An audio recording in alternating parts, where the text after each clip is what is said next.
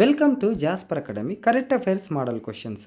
ఉల్లాస్ కార్యక్రమం కింద భారతదేశంలో పూర్తి అక్షరాస్యత సాధించిన ఐదో రాష్ట్రంగా ఇటీవల ఏది అవతరించింది? సిక్కిం. ఉల్లాస్ అంటే understanding of life long learning for all in society.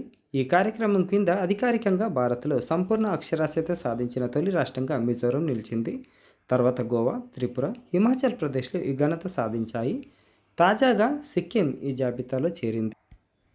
ఏ ఇద్దరు భారతీయ శాంతి పరిరక్షకులకు ఐక్యరాజ్య సమితి ఇటీవల మరణానంతరం ప్రతిష్టాత్మక డాగ్ హ్యామస్క్ జోల్డ్ పథకాన్ని ప్రదానం చేసింది.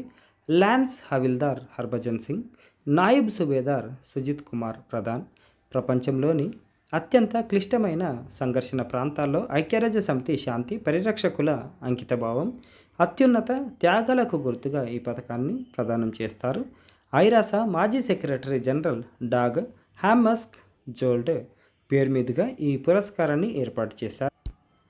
లక్షలాది మందిని తన గజల్స్తో ఆకట్టుకున్న దిగ్గజ ఉర్దూ కవి బషీర్ బద్ర్ 91 ఇయర్స్ 2026 మే 28న ఏ నగరంలో మరణించారు? భోపాల్.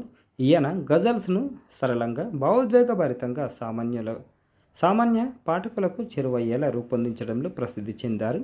ఇతడి రచనలు ఇంగ్లీషు, ఫ్రెంచ్ భాషల్లోకి కూడా అనువాదమయ్యాయి. వీడియోను లైక్ చేయండి, షేర్ చేయండి. లేటెస్ట్ అప్డేట్స్ కోసం ఛానల్ని సబ్స్క్రైబ్ చేసుకోవడం మర్చిపోకండి. Thank you.